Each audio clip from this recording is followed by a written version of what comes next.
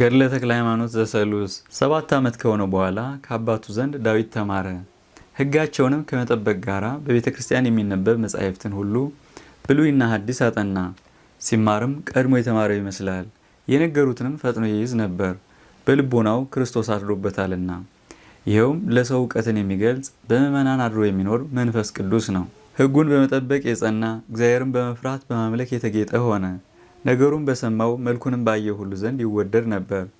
ከሚዋጉት አጋንንት ጋሻ ትሆነው ዘንድ ጸሎትን አብዝቶ ከመጸለይ ጋራ የሥራው ሁሉ መገኛ የምትሆን ጾምን መጾም ጀመረ።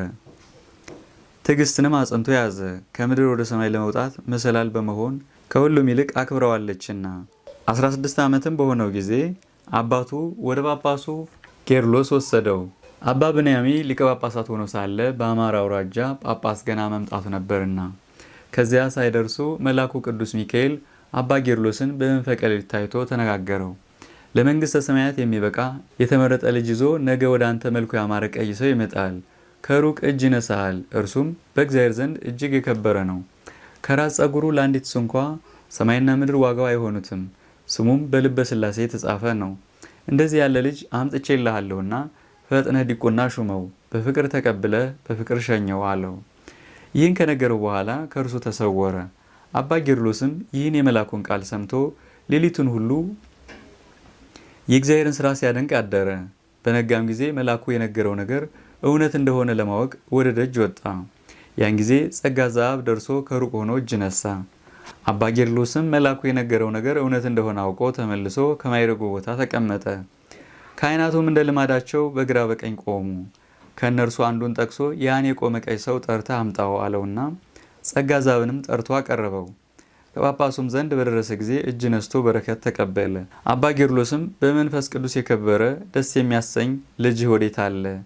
በመላእክትና በእግዚአብሔር ዘንድ ከእኔ ይልቅ የከበረ ነውና፣ እንደ እርሱ ካሉ ምእመናንም ይልቅ የከበረ ነው። በእርሱ ምክንያት ለነገስታት ጠላትን ድል ማድረግ ይሰጣል። ለካህናትም በልጅነት ማክበር ይሰጣል። ለመኳንንትም እውነተኛ ፍርድ፣ ለመሳፍንቱም የግርማ ኃይል፣ ለአብያተ ክርስቲያናትም መጠበቅ፣ ለሴቶችና ለወንዶች ምእመናን የሃይማኖት ጽናት ይሰጣል። ጸጋ ዘአብም ከአባ ጌርሎስ ይህን ቃል በሰማ ጊዜ እያደነቀ ብዙ ሰዓት ቆሞ ስለቆየ ጳጳሱም ምን የኔን ነገር ታደንቃለህ? ልጅህ ከዚህ የለምን? አለው። አባቴ አዎን አለ ባለው ጊዜ ጳጳሱም እንኪያስ እግዚአብሔር እንዳዘዘኝ አከብረው ዘንድ ሂድ ፈጥነህ አምጣው አለው። ነገር ግን እኔ ኃጥኡ እርሱን የማከብረው አይደለም፣ እርሱ በተሰጠው ክብር ያከብረኛል እንጂ። አባ ጌርሎስም ይህን ባለ ጊዜ ጸጋ ዘአብ ልጁ ፍስሐ ጽዮንን ከጳጳሱ ፊት አቀረበው። አባ ጌርሎስም ባየው ጊዜ ከማይረግ ቦታው ፈጥኖ ተነስቶ አንገቱን አቅፎ ሳመው። ሕዝቡም ጳጳሱ ተነስቶ ሕፃኑን ሲስመው አይተው ደነገጡ። አባታችን አንተ ጳጳሱ ለዚህ ሕፃን መነሳት ምን አይተህ ነው ባሉት ጊዜ አባ ጌርሎስም እኔ ያወቅኩትን እናንተ አላወቃችሁትም አላቸው። ይህ ልጅ በኢየሱስ ክርስቶስ ዘንድ የከበረ ነው። በእናቱ በእመቤታችን በማርያምም ዘንድ የተወደደ ነው። የሚሄደውም ብቻውን አይደለም፣ ሚካኤል የእሳት ሰይፍ ይዞ ከፊት ከፊቱ አብሮት ይሄዳል እንጂ። እናንተ የሰውነቱን ታናሽነት ታያላችሁ፣ እኔ ግን የተሰጠውን ክብር አያለው። ይህን ካለ በኋላ ፍስሐ ጽዮንን ይዞ ካጠገቡ አስቀመጠው፣ ከልብሱም አለበሰው። አባቱንም ስለ ልጁ ደግነት አክብሮ ተቀበለው። ከደህና ቦታ አሳድሩት ብሎ አዘዘ። ልጁን ግን ደስ ብሎት ከእርሱ ጋር አሳደረው። በነገው መልአኩ እንዳዘዘው ቅዳሴ ሰርቶ ፍስሐ ጽዮንን ከእርሱ ጋር ይዞ ገብቶ ዲቁና ሾመው። አባ ጌርሎስም የቅዳሴውን ስርዓት ጨርሰው ወደ ቤቱ ከሄደ በኋላ ፍስሐ ጽዮንን ወደ እኔ አምጡት አለ። ከመጣም በኋላ ሌሊትም ቀንም ከእርሱ ሳይለይ 3 ሱባኤ አሰነበተው። እጅግ ወደደው። ከዚህ በኋላ በፍጹም መንፈሳዊ ክብር አክብሮ ወደ ሀገሩ በፍቅር ሸኘው። ከአማራ ሀገር ወደ ሀገራቸው ለመመለስ ከአባቱ ጋር ሲሄዱ ከአንዲት ሀገር ሲደርሱ ጸጋ ዘአብ ልጁን እንዲህ አለው፣ ስለ አንተና ስለ እኔ ብዙ አዝናለሁ። ስንቃችን አለቀ፣ ያለ ምግብ መንገድ መሄድ አይቻለንምና። አንተ ሕፃን ነህ፣ እኔም ሽማግሌ ነኝ። በጎዳና ብንወድቅ ማን ያነሳናል? የሀገሩ ሰዎች ክፎች ናቸው፣ እንግዳም አይቀበሉምና ስንኳን ምግብ ሊሰጡ ከቤት እንኳ አያስገቡም አለው። አባቴ ፈጣሪያችን ከእኛ ጋር ሳለ ለምን ታዝናለህ? ጌታ በወንጌል የተናገረውን አታስብምን? ምን እንበላለን፣ ምን እንጠጣለን፣ ምን እንለብሳለን ብላችሁ አታስቡ። ይህንስ ሁሉ ከሃይማኖት ውጭ ያሉ አሕዛብ ያደርጉታልና። እናንተስ አስቀድማችሁ መንግሥተ ሰማያትን ልጅነትን ፈልጉ፣ ይህስ ሁሉ ዳረጎት ሆኖ ይጨመርላችኋል በማለት የተመረጠ ልጁ ከሐዘኑ አጽናናው። አባቱም ልጄ 1000 ዘመን ኑርልኝ፣ ስለ አንተ እንዲረዳኝ እግዚአብሔርን አምነዋለሁ አለው። በዚህ ነገር ይህን በመሰለ ሁሉ በጎዳና ሲጨዋወቱ ውለው በመሸ ጊዜ ፍስሐ ጽዮን አባቴ ወዴት እናድራለን ባለው ጊዜ ልጄ የአማራ ሰዎች እንግዳ አይቀበሉም ከቤትም አያስገቡ አላልኩህምን አለው። ልጁም እስኪና ከፊታችን ያሉትን ሰዎች ሄደን እንፈትናቸው ብሎ ሄደው ከቤታቸው በር ከተቀመጡ ሰዎች ዘንድ ደረሱ። ፍስሐ ጽዮንም ቸር ዋላችሁ፣ ቸር አደራችሁ፣ ደግ ሰው እንዳለ የፈጣሪያችን ፍቅር ይደርበት፣ እንደሌለም ሰላምታዬ ወደ እኔ ይመለስ አላቸው። እነርሱም ነገሩን በሰሙ ጊዜ ተቆጥተው እናትህን ፍቅሬን ሳት ከእኛ ዘንድ ልታድር መጣ ብሎ ከዚያ ከተቀመጡት አንዱ ተነስቶ ፍስሐ ጽዮንን መታው። ፍስሐ ጽዮንም እያለቀሰ ይህን ሰው ለምን እንዲህ ታደርጋለህ? ሰላምታ ብሰጥ ሰላምታውን እንደመቀበል ትመታኛለህን? አለው። ዳግመኛም የእግዚአብሔር ባለሟሉ ሚካኤል ይህ ሰው በእኔ ላይ ያደረገውን ግፍ ሁሉ አታይምን? የእግዚአብሔር ባለሟል አንተ የረዳትነትህን ኃይል አሳየኝ እያለ ክቡር ፍስሐ ጽዮን ይህን ሲናገር ይህ የመታው ሰው የሀገሩ ሰው ሁሉ እያየው ወደ ሰማይ ወጥቶ ተዘቅዝቆ ተሰቀለ። ብዙ ይገረፋል፣ የሚገርፈው አይታይም። ድምፁ ግን እንዳውሎ ነፋስ ድምፅ ይሰማል። ሰውየውም እናንተ የእግዚአብሔር ሰዎች ስለ እግዚአብሔር ብላችሁ ይቅር በሉኝ እያለ ይጮሃል። የሀገሩም ሰዎች ሁሉ ይህን አይተው ደነገጡ። እኛም ባለማወቅ ቸል ብለናችኋልና እኛንም ይቅር በሉን አሏቸው። እንደ ጠንቋይ መስለዋቸው ነበርና ይቅር በሉን እያሉ ብዙ ማለዷቸው። የተሰቀለውም ሰው አንተ ብላቴና ሁሉ ስለሚቻለው ስለ ፈጣሪህ ይቅር በለኝ እያለ ገና ይጮህ ነበር። ሰውነትህ ትንሽ ቢሆን ስራህ ግን ከሰማያት ይበልጣል። እኔ ግን ባለማወቄ እንደ ልማዴ የትዕቢት ስራ ሰራውብህ። ነገር ግን በእኔ ላይ ኃይልህን ገለጽ። እንግዲህስ ዳግመኛ እንደዚህ ያለ ስራ ወደ መስራት አልመለስምና ይቅር በለኝ እያለ ማለደው። ፍስሐ ጽዮንም ይህ ሰው ኃጢአቱን እንዳመነ ባየ ጊዜ እግዚአብሔር ስለተበደሉ ሰዎች የሚፈርደውን ፍርድ ፈጥኖም እንዲበቀልላቸው አወክን አለው። ጌታዬ አዎን አወቅኩ አለ። የሰቀለህ አምላክ እርሱ ያውርድህ አለው።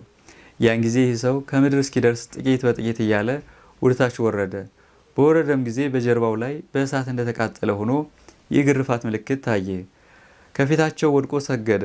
የእግዚአብሔር ተገዢዎች ጌቶቼ ከቤቴ ገብታችሁ እደሩልኝ አላቸው። ይህንም ማለቱ በአፉ ነው እንጂ ከልቡ አምኖ አይደለም፣ ጠንቋዮች መስለውት ነበርና። የሀገሩም ሰዎች እርስ በርሳቸው እኔ ያሳድራቸዋለሁ ተባባሉ። ፍስሐ ጽዮንም የልባቸውን ክፋት አውቆ የዚህ ሀገር ሰዎች እኛ እናንተ እንደምትጠረጥሩን አይደለንም፣ እኛ የክርስቶስ አገልጋዮች ነን እንጂ በእርሱ ስም አምነን ስራ እንሰራለንና እርሱም መከራ የሚያጸኑብንን እንዲህ ያደርጋቸዋል አላቸው። የሀገሩ ሰዎችም እኛስ አማልክት በሰው ተመስለው ወደ እኛ መጡ እንላለን አሉ። ፍስሐ ጽዮንም እንደዚህ አትበሉ፣ እኛስ የፈጣሪ አገልጋዮች ነን አላቸው። ይህንም ብሎ ከክፋታቸው መለሳቸው። ዳግመኛም ፍስሐ ጽዮን እንዲህ አላቸው፣ ስለ ማደሪያችንም አትጣሉ፣ ከተሰቀለው ሰው ቤት እናድራለን፣ የኃጢአቱን ፍዳ ተቀብሏልና። ይህም ሰው እውነት ነው፣ ለሰው ሁሉ ቤዛ ተሰቀልኩ፣ ጌታዬ ፍርድህ እውነት ነው ብሎ ደስ ብሎት ወደ ቤቱ ይዟቸው ገባ። ማዕድ ሰርቶ አቀረበላቸው። ከእነርሱ ዘንድ ካሉ ሰዎች ጋር በልተው ጠገቡ። ከዚህ በኋላ ይህ ሰው ውሃ አምጥቶ እግራቸውን አጠበ። ሚስቱ በጭንቅ ታማ ነበር፣ ልጁም ጎባጣ ነበርና ዛሬ ከቤት የገቡ የእሊህ የቅዱሳን ፈጣሪ ያድናችሁ ብሎ የእግራቸውን እጣቢ አምነው ቢረጫቸው ፈጥነው ዳኑ። ምንም እንዳላገኛቸው ሆነው ተነስተው ቆሙ። ይህም ሰው ደስ ብሎት ከፊታቸው ወድቆ እጅ ነሳ። እግዚአብሔር እኔን ለማዳን ወደ እኔ ሰደዳችሁ። ታማ የነበረች ሚስቴ መጻጉም የሆነ ልጄ የእግራችሁ እጣቢ በነካቸው ጊዜ ከየመኝታቸው ፈጥነው ተነስተዋልና። ፍስሐ ጽዮንም ሚስትህና ልጅ ስለኛ የዳኑ አይደለም ሃይማኖት አዳናቸው እንጂ በክርስቶስ ላመነ ሰው ሁሉ ይደረግለታልና አለው። በነጋታው ጎዳናቸውን ሊሄዱ ተነሱ። ሰው ሁሉ የታመሙትን እንዲያድኗቸው ሰምተው ተሰብስበው መጥተው ከእግራቸው ላይ ወደቁ። የበደልናችሁን ሁሉ ስለ እግዚአብሔር ብላችሁ ይቅር በሉን አሏቸው። እግዚአብሔር ኃጢአታችሁን ይቅር ይበላችሁ። ዳግመኛ እንግዲህ እንዲህ አታድርጉ፣ እርስ በርሳችሁ ተፋቀሩ። ፍቅር ኃጢአቶችን እንዳይሰሩ ያደርጋቸዋልና ቢሰሩም እንዲሰረዩ ያደርጋቸዋልና አሏቸው። በፍጹም ልቦናችሁ እንግዳ መቀበልን ውደዱ። ጌታችን ብራብ አላበላችሁኝም፣ ብጠማ አላጠጣችሁኝም፣ እንግዳ ብሆን አልተቀበላችሁኝም፣ ከዚህ ቀጥሎ ያለውንም በፍርድ አደባባይ በወቀሳችሁ ጊዜ የምትመልሱለት የላችሁምና አላቸው። ዳግመኛም ለተራባ ብላ፣ ድሃውንም ከቤትህ አሳድር፣ የታረዘን ብታይ ካለ ሰጥተህ አልብሰው፣ ከቤትህም ዘር ቸል አትበል። ይህንን ባደረግ ጊዜ ፈጣሪ በብላሽ አይጥልህም፣ በጠራኸው ጊዜ እኔ ያለሁ ይልሃል፣ የለመንከውንም ይሰማሃል እንጂ። ከዚህ ያሉ ሰዎች ሁሉ አከናውኖ መናገሩን፣ ያነጋገሩን ጣዕም፣ የቃሉን መወደድ እያደነቁ የነገርከንን ሁሉ ፈጣሪ በልቦናችን ያሳድርብን ብለው በፍቅር ሸኟቸው። ከዚያም አልፈው ሄዱ። ከእነርሱም ጋር 24 ሰዎች ነበሩ። ጊዜው በመሸ ጊዜ የሚያሳድራቸው አላገኙም። አንድ ድርጎ የሚሆን በአቁማዳ ጥቂት ዱቄት ነበር እንጂ ስንቅም አልቆባቸው ነበር። ከዋሻ ውስጥ እንደር ብለው ገቡ። የሚጠጡትም ውሃ አላገኙም። በውሃ ጥም እጅግ ተጨነቁ። ፍስሐ ጽዮን ከእነርሱ ዘንድ ራቅ ብሎ ይለምን ጀመር።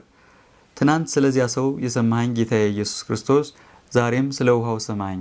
ወገኖች እስራኤል በተጸሙ ጊዜ ከደረቅ ድንጋይ ውሃ ያፈለክላቸው አንተ ነህ። እንዲህ እያለ እየለመነ አለቀሰ። እንባውም እስከ ምድር ወረደ። እንባው ከፈሰሰበት ቦታ ጣዕሙ እንደ ማር ወለላ የሆነ ጥሩ ውሃ ፈለቀ። ጠጥቶ ደስ አለው፣ እግዚአብሔርንም አመሰገነ። ሕዝቡንም ጠርቶ ውሃ አግኝቻለሁና ኑ ጠጡ አላቸው። እነርሱም አንተ የተመረጥክ ልጅ ከየት አገኘህ አሉት። እግዚአብሔር ካዘዘበት ዘንድ አላቸው። ወስዶ አሳያቸው። ጠጥተው ጠገቡ። እነርሱ ግን ውሃው የፈለቀው በእርሱ ጸሎት እንደሆነ አላወቁም ነበር። በየቅላቸው በየጠርሙሳቸው ቀድተው ወሰዱ። ፍስሐ ጽዮንም አቤቱ ጌታዬ ስንቃችን እንዳያልቅብን ይህን ዱቄት አበርክተው እያለ በስላሴ ስም አማትቦ ከውሃው ዘግኖ ዱቄቱን ረጨው። ይህም ዱቄቱ በስልቻው እንደቃሉ ፈጥኖ መላ። ከእርሱ ምግባቸውን አዘጋጅተው በልተው ከጠገቡ በኋላ ይህን የሰጠህን እግዚአብሔር ክብር ይግባ ብለው አመሰገኑ። በነጋው ፍስሐ ጽዮን ውሃው ካለበት ሄዶ ኃያል በሚሆን ፈጣሪ ቃል ጸጥ በል አለው። ፈጥኖ ደረቀ። ጎዳናቸውን ይዘው ሄዱ። ይህን ስንቅ 26 ሰዎች እየተመገቡት አላለቀም ነበር። እርስ በርሳቸውም ለዚህ ብላቴና ምን ያህል ታምራት ይደረግለታል ተባባሉ። ይህን ዱቄት ተመልከቱ፣ ለሚበሉት አያልቅባቸውም፣ ለሚሸከሙትም አይከብዳቸውም። እንዲህ እያደነቁ አገራቸው ዞረሬ ገቡ። እግዚአብሔርም ልጇ ዲቁና ስለተቀበለና ባሏም ደህና ስለተመለሰ ደስ ብሏት ወጥታ ተቀበለቻቸው። ጸጋ ዛብም ጳጳሱ ልጇን እንደወደደው በጎዳናም ብዙ ታምራት እንደተደረገለት ስለነገራት እግዚአብሔር የእርሱን ነገር ሰምታ እግዚአብሔርን አመሰገነች። ፍስሐ ጽዮንም ተጽናንቶ አደገ፣ በመንፈስ ቅዱስም ጎለመሰ። ፈረስ መቀመጥን፣ አውሬ ማደንን፣ በቀስት መንደፍን፣ የጦር መሳሪያን ሁሉ አወቀ። ፈረስን በተቀመጠ ጊዜ ከኃይሉ ጽናት የተነሳ ፈረሶቹ ይወዙ ነበር። ጦርም በወረወረ ጊዜ ያሰበውን ይወጋል። ጦሩም ደም ሳትቀባ ባዶዋን አትመለስም ነበር። በተናገረው ነገር በሚሰራው ስራ ሁሉ የጸና ሆነ። መልኩም በሀገሩ ካሉ ጎልማሶች ይልቅ እያማረ እየበለጠ ሄደ። እናት አባቱም ከሀገር ሽማግሌዎች የአንዱን ልጅ አጩለት። ፍስሐ ጽዮንም አውቆ ለእኔ ሚስት ማጨታችሁ ለምንድን ነው? እኔ እርሷን አልሻም አላገባም አላቸው። እኔ ራሴን ለአንድ ለንጹሕ ሙሽራ ኢየሱስ ክርስቶስ አጭቻለሁ አላቸው። አባቱም ልጄ ለምን እንዲህ ትላለህ? ውለዱ ተዋለዱ፣ ምድርን ምሏት ብሎ ጌታ በሕግ የተናገረው ቃል ነው አለው። ፍስሐ ጽዮንም አባቱን ስለ መንግሥተ ሰማያት ራሳቸውን ያጩ ሰውነታቸውን ለመንፈስ ቅዱስ ማደሪያ ያደረጉ መነኮሳት ምን ያህል ናቸው? ተወልደው ሳያድጉ የሚሞቱ ሕፃናት ምን ያህል ናቸው አለው። ስለ እኔና ስለ እነርሱ የአዳም ዘር ያንሳልን? ምንም አያንስ። ይህም ብሎ አባቱን አይሆንም አለው። አባቱ ግን ያለ ፈቃዱ ያችን ብላቴና ሚስት ትሆነው ብሎ አመጣለት። እርሱ ግን በግብር አላወቃትም፣ በድንግልና የታተመና በቅድስና የተሸለመ ነውና። ባመጣት ከጥቂት ቀን በኋላ ይህች ብላቴና ስለሞተች ፍስሐ ጽዮን ደስ አለው፣ ለዓይኑ እንቅፋት ሆናው ነበርና። በንጽህና በቅድስና ጸንቶ ኖረ። በዚህ ዓለምም ፍቅር ገመድ አልተያዘም። ሰውነቱ እውነትን ነገር በመውደድ እግዚአብሔርን በመፍራትና በማምለክ የተጌጠች ሆነች። እንደዚህ ሆኖ ሳለ ወደ ጳጳሱ ወደ አባ ጌርሎስ ሄደ። የሸዋ ሰዎች የቤተ ክርስቲያን ስርዓት እንዳፈረሱ፣ የሐዋርያትንም ትምህርት እንደለወጡ፣ ሕፃናትን ሳይገዝሩ እንደሚያጠምቁ ነገረው። አባ ጌርሎስም ይህን ሰምቶ መረቀው፣ አመሰገነው። እንደ እስራኤል መምህር እንደ ኤልያስ ለእግዚአብሔር ቀንተሃልና እንደ አዲስ ሐዋርያ ትሆናለህ። ጣዖትን ታጠፋለህ፣ ታቦትን ትባርካለህ፣ ቅስና ዲቁና ትሾማለህ። አጋንንትም በአንተ ቃል ከየሀገሩ ሁሉ ይርቃሉ። ከመንፈስ ቅዱስ በተሰጠ ሐዋርያነት ብዙዎችን ሰዎች ከአምልኮተ ጣዖት ወደ አምልኮተ እግዚአብሔር ትመልሳቸዋለህ አለው። ቅስና ሰጥቶ በሸዋ ክፍለ ሀገር ሊቀ ካህናት አድርጎ ሾመው። ከዚያም ፍስሐ ጽዮንን በሸዋ ክፍለ ሀገር ሊቀ ካህናት አድርጌ እነሆ ሾሜዋለሁ ብሎ አዋጅ አናገረ። ሹመቱም ከእኔ በታች ነው። በምድር ያሰረው በሰማይ የታሰረ ይሁን፣ በምድር የፈታው በሰማይ የተፈታ ይሆን ዘንድ አባቶች ሐዋርያት በሰጡኝ ስልጣን እኔም ሾሜዋለሁ ብሎ አናግሮ በፍቅር አክብሮ ሹሞ ወደ ሀገሩ ሰደደው። አባ ጌርሎስ ሲሾመው በአማራ አውራጃ ሳለ ቅዱስ ሚካኤል ለእግዚአብሔር ተገልጾ ቀድሞ ያየሽው ራእይ ዛሬ ተፈጸመ አላት። ልጅሽ በእውነት የብርሃን ምሰሶ ሆነ። በእርሱም ላይ ተቀምጠው ያየሻቸው ብዙ አዕዋፍ የመንፈስ ቅዱስ ልጆቹ ናቸው። መልካቸውም ልዩ ልዩ ሆኖ እንዳየሽው ስራቸውም እንደዚሁ ልዩ ልዩ ነው። ከእነርሱም አንዱስ እንኳ የሚጎዳ የለም። ያም የማረከሽ ከሃዲ በእርሱ እጅ ደግ ክርስቲያን ይሆናል። አእምሮውንም ከማጣት በእርሱ ልመና ይድናል። አንቺን ነጥቄ ባመጣሁሽ ጊዜ በመብረቅ ድንጋጤ የሞቱት ሰዎችም በእርሱ ልመና ይነሳሉ። የቅዱሳን አባት ይሆናል። የቅዱሳን ፈጣሪም በእርሱ ይመሰገናል። እኔን ስለወደድሽና ዝክሬን ስለዘከርሽ ይህን ሁሉ ገለጽኩልሽ አላት። መልአኩም ይህን ከነገራት በኋላ ተሰወረ። እግዚአብሔርም ለባሏ መልአኩ እንደተገለጸላትና እንዳነጋገራት ስለነገረችው ጸጋ ዘአብም ይህንን ልጅ ለሰጠን ለፈጣሪያችን ምስጋና እናቀርብ አላት። ፍስሐ ጽዮንም ከጳጳሱ ዘንድ ቅስና ተቀብሎ ሊቀ ካህናትነት ተሾሞ በብዙ ክብር ባለሟልነት ወደ እርሱ ተመልሶ ገባ። እናት አባቱም ባዩት ጊዜ እጅግ ደስ አላቸው። እንደ ልማዳቸውም ለድሃው ለአገሩ ሰው ሁሉ ታላቅ በዓል አደረጉ። እግዚአብሔርም ልጄ ፍስሐ ጽዮን ቅስና የተሾምከው መቼ ነው አለችው። የተሾመበትን ቀን ነገራት። እኔም ይህን አወቅሁ፣ ቅዱስ ሚካኤል እንደዚህ ብሎ ነግሮኛልና በማለት የነገራትን ሁሉ ለእርሱም ነገረችው። አባታችን ተክለ ሃይማኖት በሚያስተምርበት ዘመን በዚያ ወራት 333 ዘመን ያህል ከድልአድ እጅ የእስራኤል መንግስት ከሄደች ከብዙ ዘመን በኋላ በሐምሌ በ7 ቀን እግዚአብሔር በአባታችን በተክለ ሃይማኖት ልመና መንግስትን ከዛጉዌ ወገን የእስራኤል ወገን ለሚሆን ለይኩኖ አምላክ መለሰ። ከዚህ ቀጥለን ስሙ በከበረ በአባታችን በተክለ ሃይማኖት እጅ የተገኘ የነገስታትን ታሪክ እንጽፋለን። በስራው ሁሉ ፍጹም የሆነ የመላእክት ወገን የሚሆን በክፉ ነገር የጸኑ አጋንንት እርሱን ሊዋጉት የማይቻላቸው ልመናው በረከቱ ሀገራችን ኢትዮጵያን በነጻነት ይጠብቃት ለዘላለሙ በእውነት። እልመክኑን የሚባል አንድ ንጉስ ነበር። እርሱም የጻድቁ ንጉስ የላሊበላ ልጅ ይትባረክ ነው። ይኸውም ከዛጉዌ ወገን ነገስታት አንዱ እርሱ ነው። እግዚአብሔር በዳዊት ወገኖች በተቆጣ ጊዜ የዳዊትን መንግስት ለእኒህ ለዛጉዌ ልጆች ሰጥቷቸው ነበር። ይህ እልመክኑን ነግሶ ሳለ ከቤቱ ውስጥ ዶሮ ተነስቶ ጮኸ። የኔን ራስ የበላ ይነግሳል፣ የዳዊትን መንግስት ይወርሳል፣ በዓለምም ነግሶ ይኖራል፣ መንግስቱም ወደ ሌላ አይሄድም እያለ 3 ወር ያህል እንደዚህ እያለ ሲጮህ ሰነበተ። ከመኳንንቱም ከመሳፍንቱም ከወዳጆቹም ከካህናት ከመጽሐፍ አዋቂዎችም ውስጥ ከንጉሱ በቀር የዶሮውን ጩኸት ትርጓሜ የሚያውቀው የለም ነበር።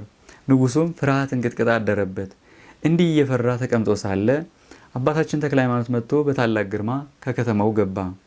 ለንጉሱ የአባታችን የተክለ ሃይማኖትን መምጣት ቤተሰቡ ነገሩት።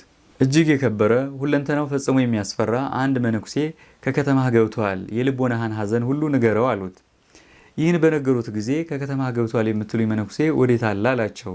ከሰራዊት አበጋዝ አለቃ ቤት አለ አሉት። ንጉሱም ዘልመክኑን ቤተሰቡ የነገሩትን መልስ ሰምቶ ሰራዊቱን፣ መኳንንቱን፣ መሳፍንቱን አስከትሎ ወደ አባታችን ወደ አቡነ ተክለ ሃይማኖት ሄደና ከፊት ወድቆ እጁን እግሩን ሳመ። አባታችን አቡነ ተክለ ሃይማኖትም ፈጥኖ ከወደቀበት አነሳው።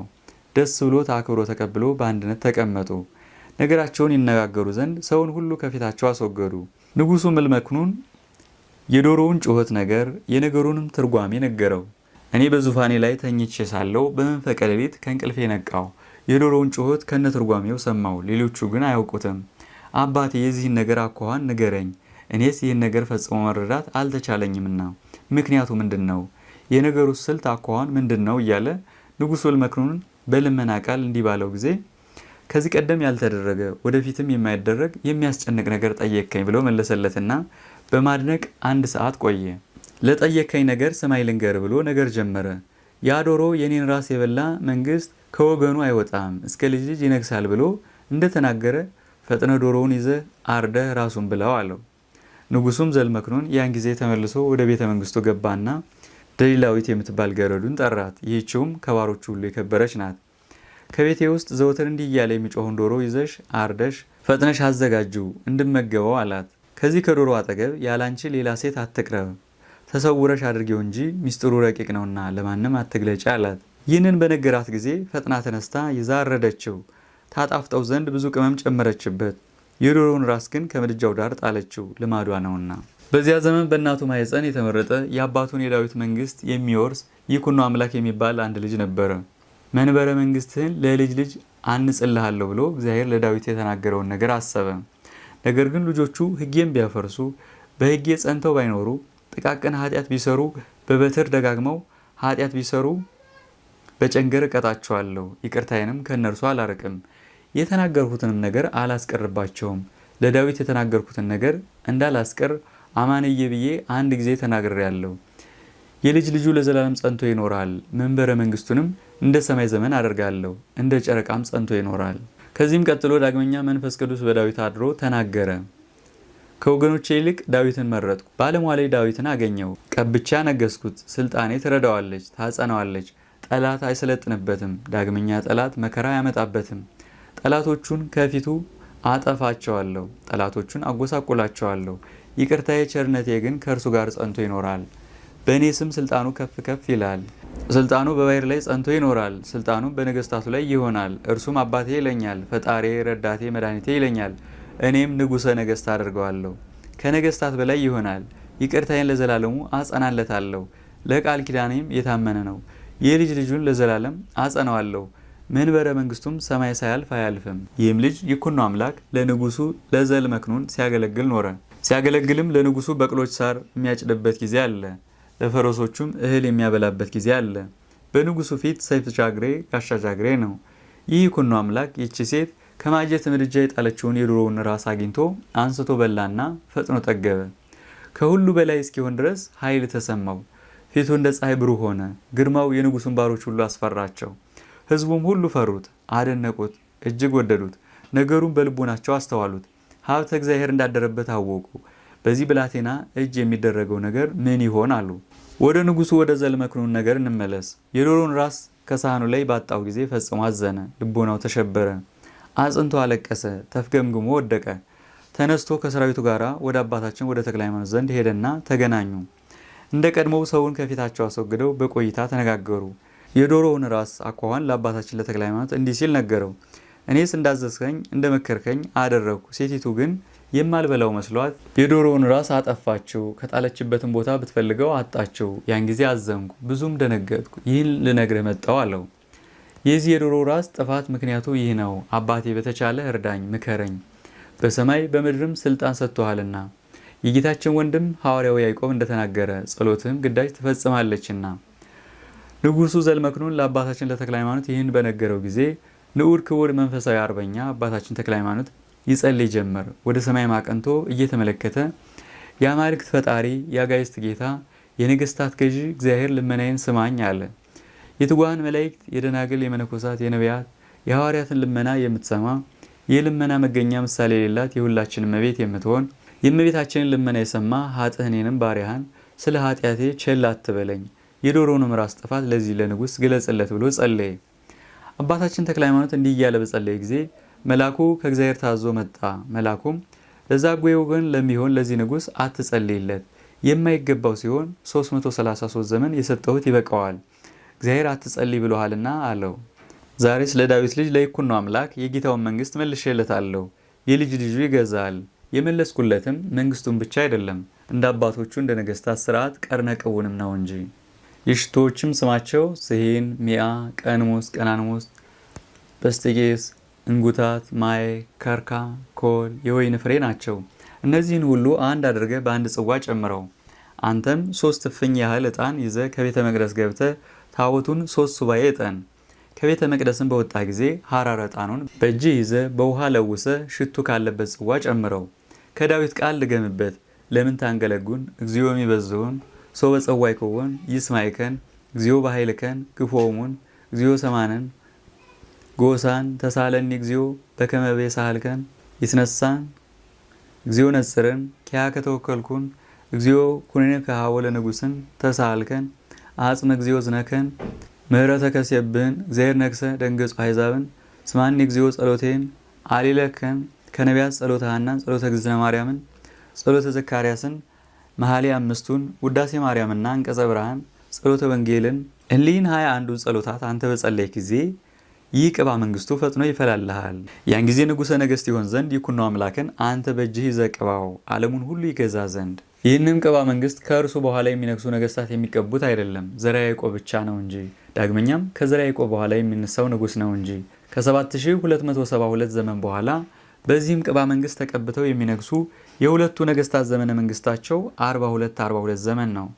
ይኩኖ አምላክም ከመንግስቱ ሲሶ አንድ እጅ ይስጥህ፣ እርሱም ለአንተ ልጅ ይሁንህ አለው። ይህን መንግስትና ስርዓትን ደፍሮ ያፈረሰ ሰው ቢኖር መርገመ ጌባልን ይወርሳል። እነሆ የእግዚአብሔር ምስጢሩን ሁሉ ገልጬ ነገርኩህ። አንተም የነገርኩህን ሳታስቀር ይኩኖ አምላክን ቅባው። ይህን ከነገረው በኋላ መልአኩ ወደ ሰማይ አረገ። ስሙ የከበረ አባታችን ተክለ ሃይማኖትም ከመልአኩ ቃል ይህን ነገር ሰምቶ ይኩኖ አምላክን ቀብቶ አነገሰው። ንጉሱን ውጋ ብሎ ሰደደው፣ ድል አደረገው፣ ገደለው። በአባታችን በተክለ ሃይማኖት ጸሎት በእግዚአብሔር ፈቃድ ነገሰ። እግዚአብሔር በወዳጆቹ አድሮ የሚሰራውን ስራ አስተውሉ። በነገሰም ጊዜ በየሀገሩ ሁሉ ጸጥታ፣ ፍቅር፣ አንድነት ሆነ። መንግስት የሄደችባቸውም ሰዎች የልደታቸውን ነገር በዚህ እንናገራለን። ቁጥራቸውም ይህ ነው። ድልናአድም ማኅበረ ውድምን ወለደ። ማኅበረ ውድምም አግባጽዮንን ወለደ። አግባጽዮንም ጽንፈ አረድን ወለደ። ጽንፈ አረድም ነጋሽ ዛሬን ወለደ። ነጋሽ ዛሬም አስፋህን ወለደ። አስፋህም ያዕቆብን ወለደ። ያዕቆብም ባሕር አሰግድን ወለደ። ባሕር አሰግድም ዕድመ አሰግድን ወለደ። ዕድመ አሰግድም ከዛጉዌ ልጆች መንግስትን የመለሰ ይኩኖ አምላክን ወለደ። ከአዳም ጀምሮ 112 ትውልድ ከእብነ ሐኪም ጀምሮ 77 ነው። በስደት የኖሩም እሊህ የእስራኤል ወገኖች 10 ናቸው። ይኩኖ አምላክ እስከ ነገሰ ድረስ ዱር ለዱር ሲዞሩ ከሀገር ወደ ሀገር ሲሰደዱ በየዋሻው በየፍክርታው ሲሸሸጉ ኖሩ። እርሱም በነገሰ ጊዜ በየሀገሩ ሁሉ ጸጥታ፣ ፍቅር፣ አንድነት ሆነ። ብፁዕ አባታችን ተክለ ሃይማኖትም ሁሉ በሚቻለው በፈጣሪው ኃይል እንደዚህ ያደረገላቸው። እናንተ የእስራኤል ወገኖች ምን ዋጋ ትሰጡታላችሁ? እንዴትስ ያለ ብድራት ትከፍሉታላችሁ? ታላቅ ርስት መንግስታችሁን ለመለሰላችሁ ለእንደዚህ ያለ አባታችሁ ምን ወሮታ ታደርጉለታላችሁ? ነገር ግን ቃል ኪዳኑን አጽኑ። ከአባታችሁ ከይኩኖ አምላክ ጋር የተማማለውንም መሐላ ጠብቁ። ሁለቱም በደብረ ሊባኖስ የተማማሉትን መሐላ አጽንተው ኖሩ። በዚያም ወራት ከ333 ዘመን በኋላ በሐምሌ 6 ቀን እግዚአብሔር መንግስትን ከዛጉዌ ወገን የእስራኤል ወገን ለሚሆን ለይኩኖ አምላክ መለሰ። በየሀገሩ ሁሉ ጸጥታ፣ ፍቅር፣ አንድነት ሆነ። ከጥቂት ቀን በኋላ እናቱ እግዚአርያ በነሐሴ በ12 ቀን አረፈች። እርሷም በሞተች በ8ኛው ቀን በነሐሴ በ17 ቀን አባቱ ጸጋ ዘአብ አረፈ። የሁለቱ ሽማግሎች በረከት ብልህ አዋቂ የሚሆን የልጃቸውን በረከት በእኛ ላይ ትደር ለዘላለሙ በእውነት። ፍስሐ ጽዮንም እናት አባቱ ስለሞቱበት አዘነ። ነገር ግን ፈቃድ እግዚአብሔር አጸናው። በሚናገረው ነገር በሚሰራው ስራ የሚቻለው ሆነ። እግዚአብሔርንም የሚያገለግል ሆነ። በመዓልትም በሌሊትም በጸሎት የተጠመደ ሆኖ እንደ መላእክት ትጉ ሆኖ እንደ ሰረገላ እየተፋጠነ ይሰግዳል። በአንዲት ቀን በሰባቱ ጊዜያት 7 ጊዜ ዳዊት ያደርስ ነበር። ብሉያትንም ሐዲሳትንም ይደግም ነበር። እነዚህ ልቦናውን አጸኑለት፣ እውቀትን እንዲወድ አደረጉት። ትርጓሜያቸውንም ፈጽሞ ተረዳ። የክህነቱንም ስራ ጠንቅቆ ጠበቀ። በእናት በአባቱ ቤት እስከ 7 ዓመት እንዲህ እያደረገ ተቀመጠ። እጅግም የከበረ ሆነ። ከዕለታት በአንዱ ቀን ከብዙ ሰው ጋር ዋሊያ ሊያድን ወደ ዱር ሄደ። ሊመለከት ከእነርሱ ተለይቶ ሄደ። ቀትር በሆነ ጊዜ ቅዱስ ሚካኤል ግሩም የሆነ ልብስ ለብሶ ታየው። ክቡር ፍስሐ ጽዮንም ባየው ጊዜ ደንግጦ እንደ በድን ሆነ። ቅዱስ ሚካኤልም አማትቦ አስነሳው፣ ፍርሃቱን አራቀለት። መልአኩን ተገልጾለት አየው። በእንደዚህ ያለ ገናነት የማይ ጌታዬ አንተ ማነህ አለው። የመላእክት አለቃ ሚካኤልም ዘወትር የምጠብቅህ ካንተ የማልለይ ጸጋ ዘአብን ስላንተ ከውሃ ውስጥ ያወጣሁት እግዚአብሔርንም ስላንተ ከተማረከችበት የመለስኳት እኔ ነኝ አለው። አውሬ አዳኝ ለምን ትሆናለህ? ይህ ስራ ከሃይማኖት ውጭ ላሉ ለአሕዛብ ነው እንጂ ለካህናት አይገባምና። ለካህናትስ ስራቸው ሃይማኖት ማስተማር፣ ህዝቡን መምከር ነው። እንግዲህ አውሬ አዳኝ አትሁን፣ ፈረሰኛም አትሁን። ሰውን ወደ እግዚአብሔር ለመመለስ ሰውን በትምህርት የምታድን ሁን እንጂ። ለቤቱ ለመንግስተ ሰማያት እድል ፈንታ የሆኑ ዘንድ እነሆ እግዚአብሔር ጽኑ ስልጣን ሰጥቶሃልና ሙት ታስነሳ ዘንድ፣ ድውይ ትፈውስ ዘንድ፣ እርኩሳን አጋንንትን ከሀገርም ከምድረ በዳም ታርቃቸው ዘንድ፣ ዲያብሎስንም ድል ትነሳዋለህ። ሰራዊት አጋንንትም አንተን በመፍራት የተነሳ ይሸሻሉ። ስምህም ፍስሐ ጽዮን አይሁን ተክለ ሃይማኖት ይሁን እንጂ። ትርጓሜውም ተክለ አብ፣ ተክለ ወልድ፣ ተክለ መንፈስ ቅዱስ ማለት ነው። ቅዱስ ሚካኤል ይህን ሲነጋገረው ጌታችን ኢየሱስ ክርስቶስ በስጋ ከደቀ መዛሙርት ጋር እንደነበረ ሆኖ በሚካኤል ክንፍ ላይ ሆኖ መልከ መልካም ጎልማሳ መስሎ ታየው። ብፁዕ ተክለ ሃይማኖትም አይቶት ፈጽሞ አደነቀ። ከዚያ አስቀድሞ መልአኩንም ጌታንም ተገልጸው አላያቸውም ነበርና። ጌታችንም ወዳጄ እንዴት ሰነበትክ? ቸር አለህን አለው። ብፁዕ ተክለ ሃይማኖትም ጌታዬ ሆይ አንተ ማነህ ባለው ጊዜ የዓለም መድኃኒት የመሆን እኔ ኢየሱስ ነኝ አለው። በእናትህ ማኅፀን ሳለህ ፈጥሬ ያከበርኩ እኔ ነኝ። የእኔ እድል ፈንታ ያደረግኩ እኔ ነኝ። በተወለድክ በ3ኛው ቀን አሐዱ አብ ቅዱስ፣ አሐዱ ወልድ ቅዱስ፣ አሐዱ ውእቱ መንፈስ ቅዱስ ብለህ ታመሰግነኝ ዘንድ የምስጋና ሀብት ያሳደርኩብህ እኔ ነኝ። በረሃብ ዘመን በቤት የሚያሻው ምግብ ሁሉ ቅቤውም የስንዴውም ዱቄት በእናት በአባተ ቤት ይመላ ዘንድ በእጅህ ሀብተ በረከት ያሳደርኩ እኔ ነኝ። ያንን ሰው አንተም በተጣላህ ጊዜ በነፋስ አውታር የሰቀልኩት በመዓት ጨንገር የገረፍኩት እኔ ነኝ። ውሃ ጠምቶ በለመንከኝ ጊዜ ከደረቅ መሬት የጣፈጠ ውሃ ያመነጨሁልህ እኔ ነኝ። ከልጅነት ጀምሮ እስከ ዛሬ ድረስ ብዙ ተአምራት እያደረግሁ በአንተ እጅ የታመሙትን ያዳንኳቸው እኔ ነኝ። ወደፊትም አደርግልሃለሁ። ይህን ብሎት ንጹሐት ክቡራት በሚሆኑ እጆቹ ባረከው። ንሳ መንፈስ ቅዱስ ብሎ የሹመት ሀብት አሳደረበት። በምድር ያሰርከው በሰማይ እየታሰረ ይሁን፣ በምድርም የፈታው በሰማይ እየተፈታ ይሁን። አንተን የሰማ እኔን መስማቱ ነው፣ የላከኝ አባቴንም መስማቱ ነው። አንተን እምቢ ያለ እኔን እምቢ ማለቱ ነው፣ የላከኝ አባቴንም እምቢ ማለቱ ነው። ይህን ስልጣን ቀድሞ ለሐዋርያት ሰጥቻቸው ነበር። ከሐዋርያትም የተቀበለ ጳጳሱ ቀድሞ ሹሞ ታስር ትፈታ ዘንድ ትተክል ትነቅል ዘንድ ስልጣን ሰጠ። ይህንም ያደረግኩልህ የጳጳሱን ቃል በመናቅ አይደለም፣ በአንተ የፍቅሬን ጽናት እገልጽ ዘንድ ነው እንጂ። ሐዋርያት ወዳልደረሱበት ሕዝብ በመምህርነት እልክህ ዘንድ በሚካኤል ቃል አዲስ ስም አወጣሁልህ። አንተም በማናቸውም ሥራ ከእነርሱ አታንስም፣ ሐዲስ ሐዋርያ አድርጌሃለሁና ሰውን ሁሉ በእኔ ስም እያስተማርክ ታሳምን ዘንድ። ሚካኤልን ባሰብከው ሥራ ሁሉ ረዳት ይሁንህ፣ ሁል ጊዜ ካንተ አይለይ። በምትሄድበት ጎዳና ሁሉ እርሱ መሪ ይሁንህ። እኔም ባለ ዘመን ሁሉ አልለይህም። ይህን ብሎት ሰላምታ ሰጥቶት ከዓይኖቹ እስኪርቅ ድረስ ብፁዕ ተክለ ሃይማኖት እያየው በሚካኤል ክንፍ ላይ ሆኖ ወደ ሰማይ አረገ። ተክለ ሃይማኖትም እጅ ነስቶ እግዚአብሔርን አመሰገነ። አቤቱ ጌታዬ፣ ለእኔ ለኃጥእ የማይገባኝ ሰውን ይህን ሁሉ ጸጋ የሰጠኸኝ ስምህ በሰማይ በምድር የተመሰገነ ይሁን። ከዚያች ቀን ጀምሮ ሀብተ ኃይልን የተመላ ሆነ። በተናገረው በመለኮት ብርሃን ነጸብራቅ ፊቱ ብሩህ ሆነ። ከዚህ በኋላ ከሰዎቹ ጋር ተገናኘ።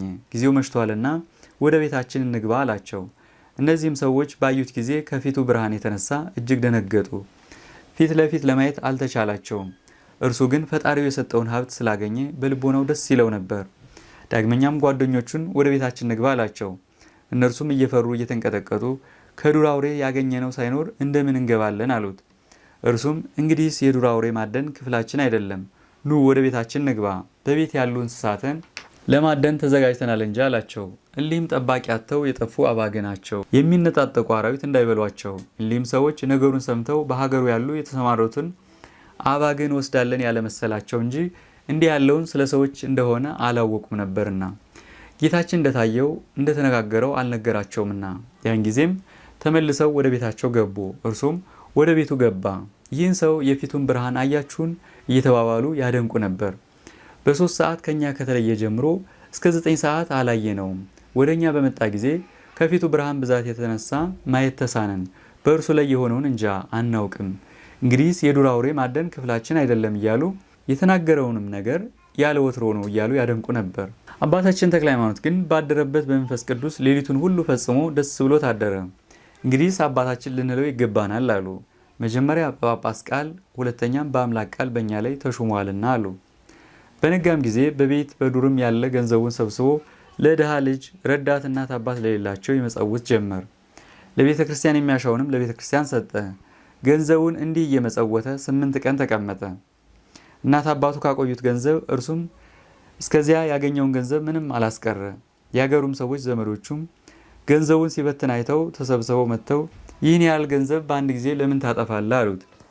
አባታችን ተክለ ሃይማኖትም የማጠፋ አይደለም 10 እጅ ይሆንልኝ ዘንድ አበዛለሁ እንጂ አላቸው። ዳግመኛም ስሜን ታውቃላችሁን አላቸው። ስምህ ፍስሐ ጽዮን መሆኑን እናውቃለን አሉት። እኔስ ከመልአክ ሐዲስ ስም አውጥቻለሁ፣ ስምህ ተክለ ሃይማኖት ይሁን እንጂ ፍስሐ ጽዮን አይሁን አለኝ አላቸው። እሊህም ሰዎች ነገሩን በሰሙ ጊዜ ይህ ስም እጅግ ያማረ የተወደደ ነው አሉ። ከዚያም ቀን ጀምሮ ተክለ ሃይማኖት እየተባለ ሲጠራ ኖረ። ከዚህ በኋላ አባታችን ተክለ ሃይማኖት ተነስቶ የሐዋርያትን ሥራ ይከታተል ጀመር። ይኸውም ወንጌል ለማስተማር እንደ ጌታ ለመቸንከር ወደ መስቀል ለመውጣት በክርስቶስ ስም ሁልጊዜ በሰማዕትነት ለመሞት ነው። የወዳጅና የዘመድ ፍቅር የገንዘብ ፍቅር አላሳዘነውም። አቤቱ ጌታ ኢየሱስ ክርስቶስ የመንግሥተ ሰማያትን በር ትከፍትልኝ ዘንድ እነሆ ቤቴን እንደተከፈተ ተውኩልህ እያለ ቤቱ እንደተከፈተ ትቶ ወንጌል ለማስተማር ፈጥኖ ወጣ። ጌታዬ ሆይ እንግዲህስ ለችግረኛው ለኔ ያላንተ ረዳት የለኝም፣ ለደካማው ለኔ ያላንተ የሚያጽናኝ የለኝም፣ ከመፍገምገም ለኔ ያላንተ ደጋፊ የለኝም፣ ለወደቅኩ ለኔ ያላንተ የሚያስነሳኝ የለኝም፣ ላዘንኩ ለኔ ያላንተ የሚያረጋጋኝ የለኝም፣ ለድሃው ለኔ ያላንተ መጠጊያ የለኝም። ይህንንም የመሰለ ሁሉ እንዲህ እያለ አባታችን ተክለ ሃይማኖት ከቤቱ ወጥቶ ሄደ። የሚቀድመው የሚከተለው ሳይኖር ወደ ሰልፍ እንደሚገባ አርበኛ እንደ ትጉ ገበሬ ሆኖ ለሰው ዓለሙን ሁሉ ቢገዛ በነፍሱ እንዲጎዳ ከሆነ ምን ይረባዋል? ምን ይጠቅመዋል? እያለ ሰው ለነፍሱ ቤዛ ምን ባልሰጠ ነበር ሲል ጌታ የተናገረውን ቃል እያሰበ ሀብቱን ጥሎ ሄደ። ነፍሱን ሊያድን የወደደ ሰው በገርሃት መስቀል ይጣላት። ስለ እኔ በገርሃት መስቀል ይጣላት፣ ነፍሱን በእኔ ዘንድ በክብር ያገኛታል። አቤቱ ገጸ ረድኤትህን ፈለግሁ፣ ገጸ ረድኤትህን እፈልጋለሁ። ገጸ ረድኤትህን ከኔ አትመልስ። አምልኮትህን ፈለግሁ፣ አታሳፍረኝ። ረዳት ሆነኝ እንጂ አትጣለኝ። በደረሰበት ሀገር ሁሉ መንግሥተ ሰማያት ልትሰጥ ቀርባለችና ጌታ ባስተማራት በወንጌል እመኑ እያለ አስተማረ።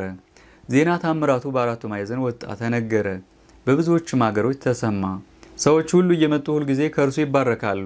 ደዌያቸው ልዩ ልዩ የሚሆን ሰዎችን እያመጡ ከእግሩ ስር ያስቀምጧቸዋል። እርሱም አድሮበት ባለ በፈጣሪው ኃይል ፈጥኖ ያድናቸዋል። ሰውም ሁሉ በጌታ ስም የሚያደርገውን ታምራት አይተው በፍጹም ልቦናቸው አምነው ተከተሉት።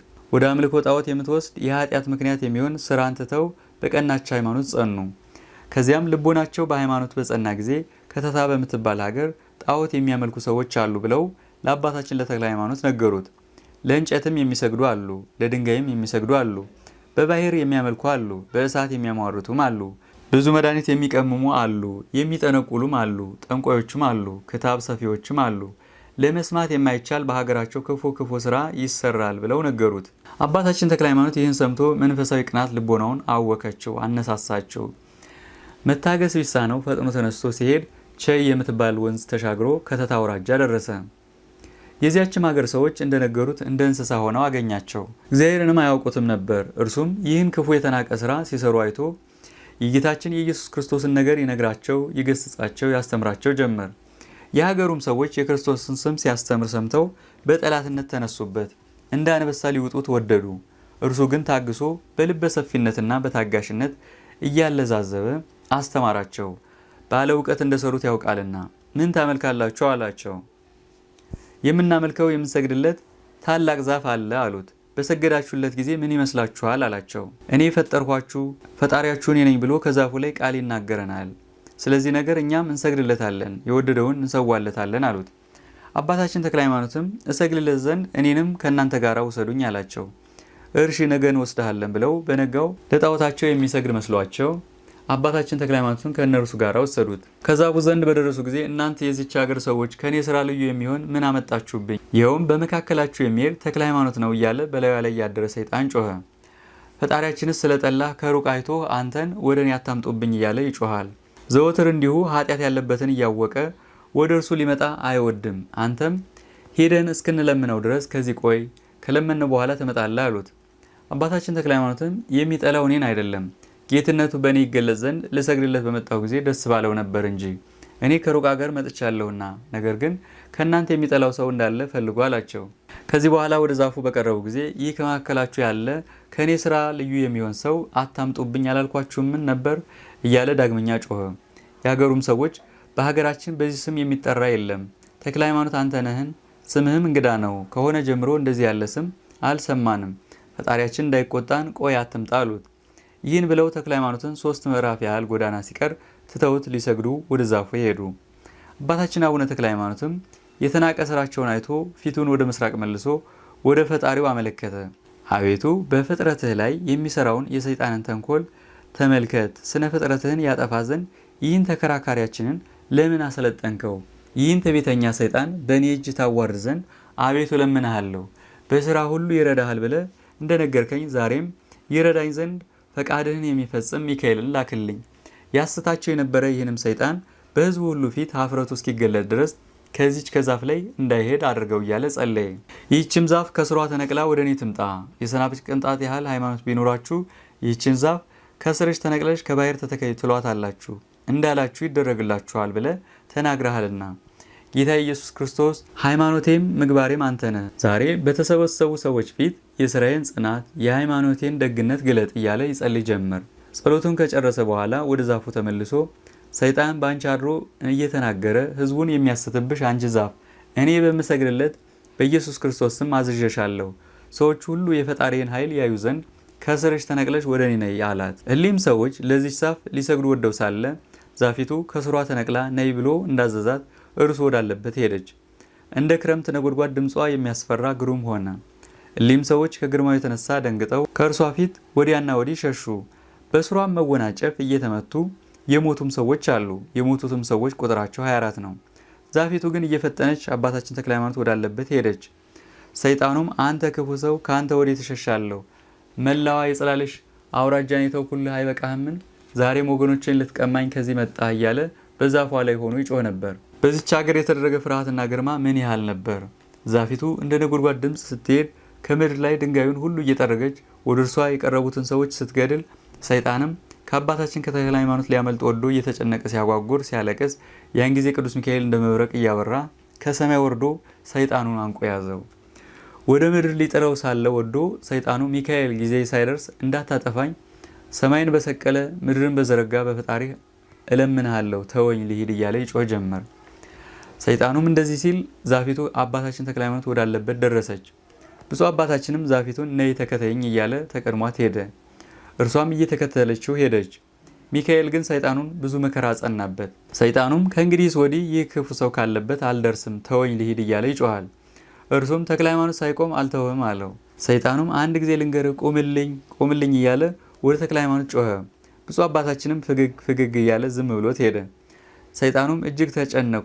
በምታመልከው በፈጣሪ እለምንሃለሁ ቁምልኝ እያለ ጮኸ። አባታችን ተክለ ሃይማኖትም ቆመለት። የምትከተለውንም ዛፍ ባለሽበት ቁሚ ስላላት ቀጥ ብላ ቆመች። ሰይጣኑንም እኔ ፈጠርኳችሁ እያልክ ሰውን ለምን ታስታለህ አለው። ሰይጣንም እኔ ሐሰተኛ እንደሆንኩ ለሐሰትም ምንጭ እኔ እንደሆንኩ አታውቅምን? በእኔ ለሚያምነውም ሁሉ እንደለመድኩ ሐሰት አናግረዋለሁ። አሁንም ተወኝ ልሂድ፣ ወደዚች ሀገር ዳግመኛ እንዳልመለስ እምልልሃለሁ።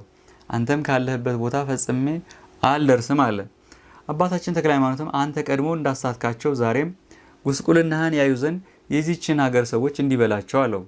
ቀድሞ እኔ በሐሰት አስቻችኋለሁና እንግዲህስ ከባሕርይ አባቱ ከአብ ከባሕርይ ሕይወቱ ከመንፈስ ቅዱስ ጋር ለኢየሱስ ክርስቶስ ስገዱ በላቸው አለው። ሰይጣንም እሊህን ሶስቱን ስም መጥራት አይቻለኝም አለ።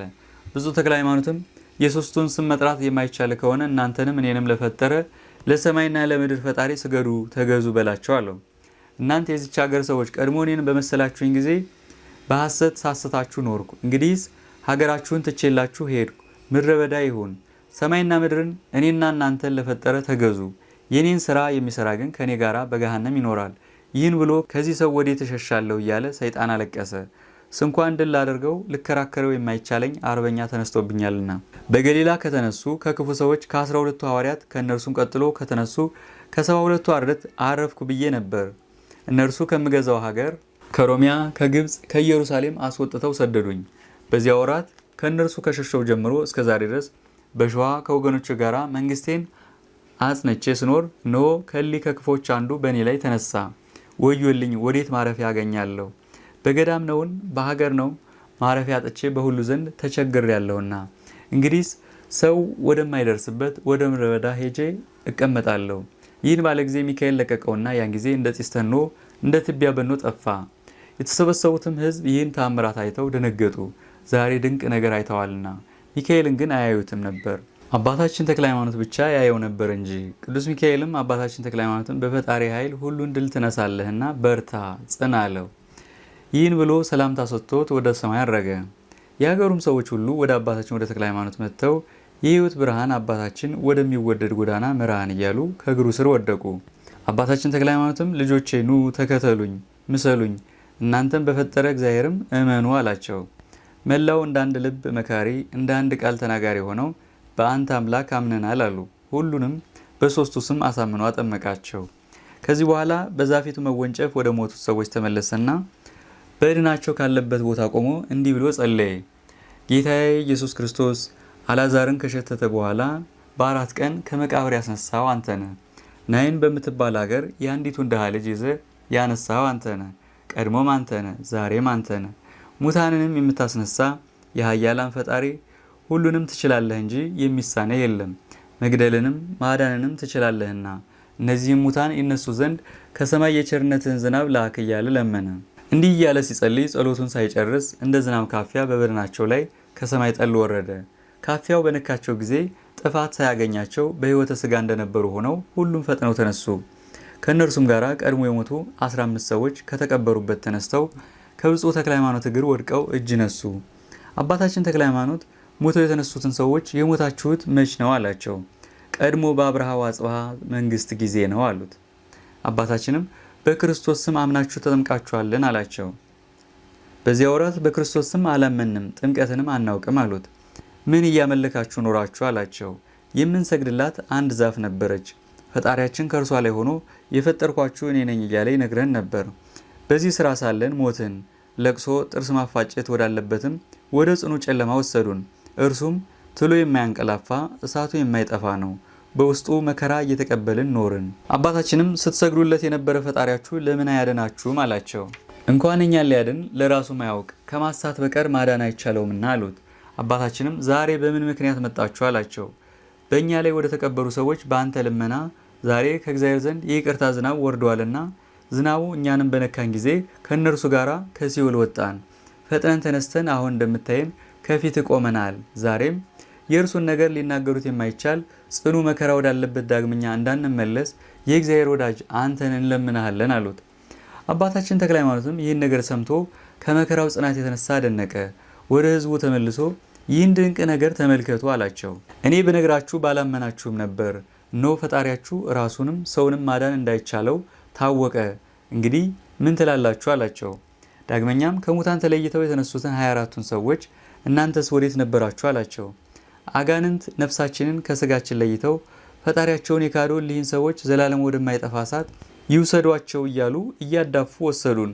ወደ እሳት ሊጨምሩን ሲወስዱን አንተ በእሳት ሰረገላ ተቀምጠ መጥተህ ስለኛ አጋንንትን ተጣላሃቸው። ስትጣላቸው የመላእክት አለቃ ሚካኤል መጥቶ እኒህን ነፍሳት ለዚህ ሰው ስጡ አላቸው። ቃሉን በሰሙ ጊዜ ተውንና አንተ ወሰድከን፣ እኛም እንደምታየን እነሆ ከፊትህ እንገኛለን። አባታችን ተክለ ሃይማኖትም ይህንን ነገር ሌላ ሰው ቢነግራችሁ ባላመናችሁ ነበር። እነሆ እናንተ አያችሁ፣ ሰማችሁ፣ ዛሬ ምን ትላላችሁ አላቸው። አባታችን አንተ ከዚህ መከራ የምንድንበትን ንገረን ባሉት ጊዜ አባታችንም የዘላለም ሕይወት ታገኙ ዘንድ በእግዚአብሔር በባሕርይ ልጁ በክርስቶስ ስም አምናችሁ ተጠመቁ አላቸው። ከተሰበሰቡት ሰዎች ጋር ሁሉም አንድ ሆነው በአንተ አምላክ አምነናል፣ ተነስተህ አጥምቀን አሉት። ብፁዕ አባታችንም ተነስቶ በአካል ሶስት በባሕርይ በሕልውና አንድ በሚሆኑ በሶስቱ ስም አጠመቃቸው። ቀድሞ ከሞቱ ሰዎች ተለይተው ተነስተው በዚያች ቀን የተጠመቁ ሰዎች ቁጥራቸው 120,000 ከ345 ናቸው። አባታችንም ተክለ ሃይማኖት በዚያች ቀን እስከ 9 ሰዓት ድረስ ሲያጠምቀው አለ። ከዚህ በኋላ ቀድሶ ስጋው ደሙ አቀበላቸው። ስጋው ደሙ ካቀበላቸው በኋላ እሊህ 15ቱን ሰዎች ጠርቶ እናንተስ የተነሳችሁት ሰው ሁሉ የፈጣሪን ኃይል ያይ ዘንድ ለምስክርነት ነውና እስከ ትንሣኤ ዘጉባኤ ድረስ ሂዱ እረፉ አላቸው። እሊህም ሰዎች አባታችን ዳግመኛ ወደዚያ ወደ መከራ ቦታ እንዳትሰደን እንለምንሃለን እያሉ ከአባታችን እግር ስር ወድቀው አለቀሱ። አባታችንም ተክለ ሃይማኖት እንግዲህ ወደ በጎ ረፍት ነው እንጂ ዳግመኛ ወደ መከራ ቦታ አትሄዱም፣ አታልቅሱ፣ ሂዱ። በክርስቶስ አምኖ የተጠመቀ ሰው ሁሉ ይድናልና ያላመነ ሰው ግን ይጎዳል። ስጋውን ደሙን የተቀበለ ሰው የዘላለም ሕይወትን ያገኛል አላቸው። ይህን ባላቸው ጊዜ ፈጥነው ሞቱና አባታችን ገንዞ ቀበራቸው። አባታችን እንደነገራቸው የዘላለም ሕይወት አገኙ። ያን ጊዜ ወደ አባታችን ወደ ተክለ ሃይማኖት ብዙ ሰዎች ወንዱም ሴቱም ሽማግሌዎች ሕፃናቱም ቦታ እስኪጠባቸው ድረስ ተሰብስበው መጡ። በከበረ በባለሟሉ እጅ እግዚአብሔር ያደረገውን ተአምራት ሰምተው ነበርና እኛም አንተ በምታመልከው አምላክ አምነናል አሉት። አባታችንም ተክለ ሃይማኖት እሊህን ሰዎች ለእግዚአብሔር መገዛታቸውን አይቶ የስሙን ማመን በልቦናቸው ያሳደረባቸው እግዚአብሔርን አመሰገነ። ተነስቶ ምጸት ወደምትባል ወንዝ ወረደ። ውሃውን ባርኮ በአብ በወልድ በመንፈስ ቅዱስ ስም አጠመቃቸው። በዚያች ቀን 60,409 ሰዎች ተጠመቁ። ስለዚህ በከተት አውራጃ ታላቅ ደህንነት ተደረገ። መንፈስ ቅዱስ በነጭ ርግብ አምሳል ወርዶ በላያቸው ሰፍሮባቸዋልና ሕዝቡ አላዩትም። አባታችን ተክለ ሃይማኖት ግን ያየዋል። በዚያች ቀን የተጠመቁ ሰዎች ሁሉ ፊታቸው ብሩህ ሆነ።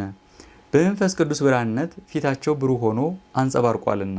ከውሃውም ከወጡ በኋላ አባታችን ከአደባባይ ተቀምጦ እግዚአብሔር ሰማይን ምድር እንደፈጠረ በሰማይ ያሉ ፀሐይ፣ ጨረቃ፣ ከዋክብትን በምድር ያሉ እንስሳት አራዊትንም አዳምን በእርሱ አምሳል እንደፈጠረው ጸበለስንም በመብላቱ በወንጀለኛነት ከገነት እንደወጣ እያስረዳ ያስተምራቸው ጀመር። አባታችን ተክለ ሃይማኖትም እንዲህ አላቸው። ከዚህ ሁሉ በኋላ የአዳም ልጆች ኃጢአት አብዝተው ሰሩ። በጥፋት ውሃ አጠፋቸው። ከጥፋቱም ውሃ 8 ሰዎች አዳነ። ለእነዚህም ወገኖች ኦሪትን፣ መጻሕፍተ ነቢያትን ሰጠ። እነርሱ ግን አልጠበቋቸውም። በምን መዳን የማይቻል ቢሆን እርሱ ቅሉ አምላክ ከሰማየ ሰማያት ወረደ። ከድንግል ከክብርት እመቤታችን ያለ ዘራ ብእሲ ተወለደ። በ30 ዘመን በማየ ዮርዳኖስ በእደ ዮሐንስ ተጠመቀ። ከዚያም ወጥቶ ወደ ገዳመ ቆሮንጦስ ገባ። 40 መዓልት 40 ሌሊት ጾመ። የሰውነትን ሥራ ሁሉ ከጨረሰ በኋላ የጴንጦስ ሰው ጲላጦስ በተሾመበት ወራት ተሰቀለ። መከራውን ሁሉ ተቀብሎ ሞተ። በሲኦል ላሉ ነፍሳት በአካለ ነፍስ ወርዶ ግዕዛንን ነፃነትን ሰበከላቸው። የዲያብሎስን ቁራኝነት አጥፍቶ በ3ኛው ቀን ተነሳ። በተነሳ በ40 ቀን በክብር በይባቤ መላእክት አረገ። ባረገ በ10ኛውም ቀን ዛሬ እናንተ የከበራችሁበት መንፈስ ቅዱስን ወደዚህ ዓለም ላከላቸው። የተሰበሰቡትም ሰዎች ከአባታችን ከተክለ ሃይማኖት ቃል ይህን ሰምተው ውሃን ጠጥተውት ቅቤን በልተውት ደስ እንደሚያሰኝ ከአካል እንዲዋሃድ ነገሩ ደስ አሰኛቸው። ፈጽመውም ተረዱ። የሕይወት ብርሃን አንተን ለሰጠን እግዚአብሔር ክብር ምስጋና ይግባው እያሉ ከአባታችን እግር ወድቀው እጅ ነሱ። እርሱም የክርስቶስን ቅዱስ ሥጋውን ክቡር ደሙን አቀበላቸው። አገረ ገዥውም የሚሆን ጸሐፌ ትእዛዝ ስሙ ድር አሰግድ የሚባል ሰው አባታችን ተክለ ሃይማኖት ያደረገውን ይህን ተአምራት ሰምቶ ፈጽሞ ተቆጣ። ለዚች ለዛፍ ከሚሰግዱ ሰዎች በቀን 300 ወቄት ብር ይቀበል ነበርና በዚች በዛፍ ጥፋት አገረ ገዢው በአንተ ተቆጥቷል ብለው ለአባታችን ለተክለ ሃይማኖት ነገሩት። አባታችንም ይህን ሰምቶ ምሳር መጥረቢያ ገጀሞ ይዛችሁ ኑ ተከተሉኝ ብሎ ምዕመናንን ስላዘዛቸው እሺ በጃ አሉት። አባታችንም ወጥቶ ዛፊት ወዳለችበት ከፊታቸው ሄደ። ከእርሷ ዘንድ በደረሰ ጊዜ ቀድሞ እንዳዘዛት ቆማ አገኛት። እርሱም ሰውን ሁሉ የምታስች አንቺ ዛፍ ውደቂ ቢላት ፈጥና ወደቀች። ምዕመናንን ለቤተ ክርስቲያን ስራ ተሆነን ዘንድ ፍለጧት ብሎ አዘዛቸው። ሲፈልጡ አገረ ገዢው በመገረም መጣና አባታችንን ሀገሬን የምታጠፋ አንተ ነህ አለው። አባታችንም ሀገርህን የማጠፋት አይደለም፣ እግዚአብሔር በእኔ በባሪያው እጅ ከጥፋት አዳናት እንጂ አለው። አገረ ገዢው ሀገሬን የምታጠፋው ካልሆንክ የንጉሱን ግብር ታስቀር ዘንድ ይህችን ዛፍ ማስቆረጥህ ማን አሰናበተ? ግብር እቀበልባት ነበርና አለው። ህዝቡ ግን እንጨቱን መፍለጥ አልተወም። አገረ ገዢውም እንደ አንበሳ እየጮኸ አባታችንን ሊጣላው ወዶ ሳለ አንዲት የእንጨት ጥራቢ በራ ሄዳ ቀኝ አይኑን ወጋችውና ከተቀመጠበት ፈጥኖ ወደቀ። ከደዌው ጽናት የተነሳ እንደ ሪያ አይምሮውን አጣ። ፈጣሪ ወደሚለው ሰይጣን እየጮኸ ጌታዬ ማደሪያን አጥፉ ብዬ አላዘዝኩም፣ እሷንም ሲቆርጡ አላየሁም። የመጣበት የማይታወቅ ክፉ ሰው እርሱ ሊሾም ወዶ አገራችንን አጠፋ እንጂ እኔ ምን ላድርግ ጌታዬ ማረኝ እያለ የአይኑ በሽታ ስለጸናበት በምድር ላይ ተንከባለለ። ከህመሙ ጽናት የተነሳ በገዛ እጁ ታንቆ ሊሞት ወደደ። አባታችን ተክለ ሃይማኖት ግን ዝም ብሎ እንጨቱን ያስፈልጥ ነበር። ሰይጣኑም ከሩቅ ቆሞ አገረ ገዢውን ጠርቶ ድር አሰግድ፣ እንግዲህስ ይህችን አገር ለዚህ ሰው ተውኩለት አለው። ልከራከረው አይቻለኝም፣ በርትቶብኛልና ከእርሱ ያገኘኝም መከራ ምን እነግርሃለሁ? ከእርሱም እጅ ላድነህ አይቻለኝም፣ እኔም ራሴን ከእርሱ ማዳን አልተቻለኝም።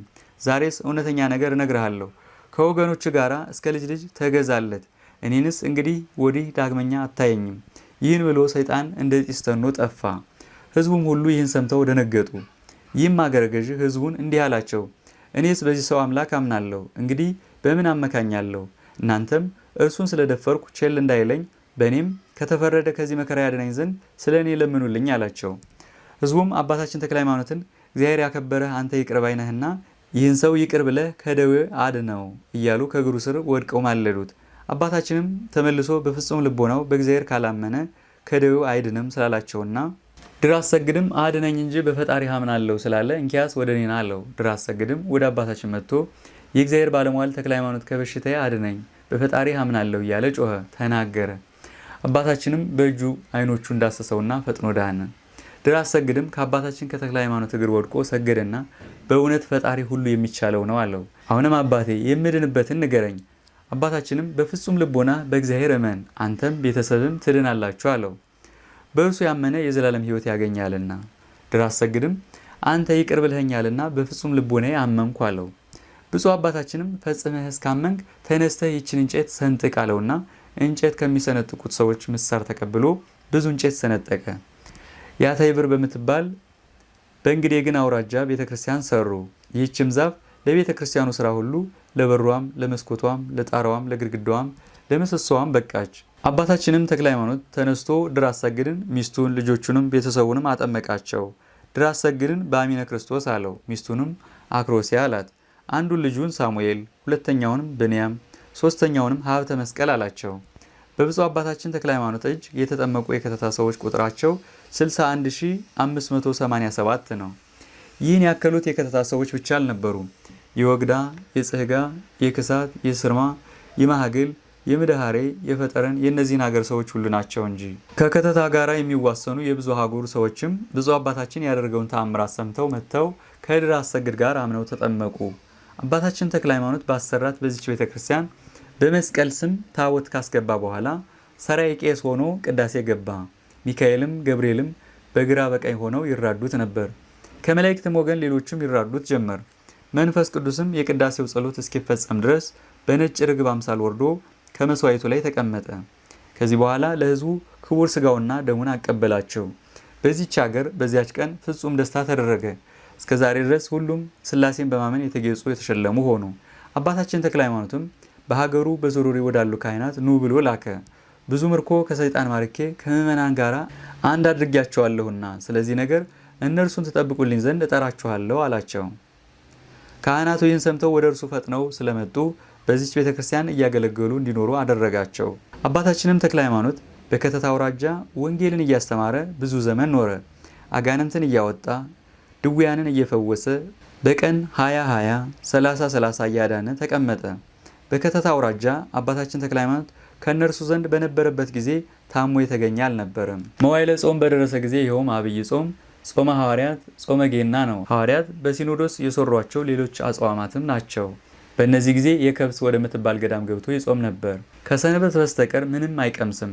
በሰንበትም የሚበላው የዱር ቅጠል ነው። ይህ መሪር ነው፣ ይህ ጡም ነው፣ ይህ ክፉ ነው፣ ይህ ደግ ነው ብሎ ሳይመርጥ ሰውነቱንም ብትወጂ ብይ ባትወጂ ተይው ይላታል። ውሃ ግን ጾሙ እስኪፈጸም ድረስ ፈጽሞ አይጠጣም ነበር። መዋዕለ ጾሙን ከፈጸመ በኋላ ወደ ሕዝቡ ተመልሶ ሃይማኖትን ያስተምራቸዋል። በከተታ አውራጃ እንዲህ እያደረገ 3 ዓመት ተቀመጠ። በስራው ሁሉ ወደሚውልበት ወደሚያድርበት ሚካኤል ይመራው ነበር። የሚሰራውንም ነገር ሁሉ ይመክረው ነበር። ሁልጊዜ ከእርሱ አይለይም፣ ተገልጾ ነው እንጂ ተሰውሮ አይደለም። በረከቱ ይደርብን።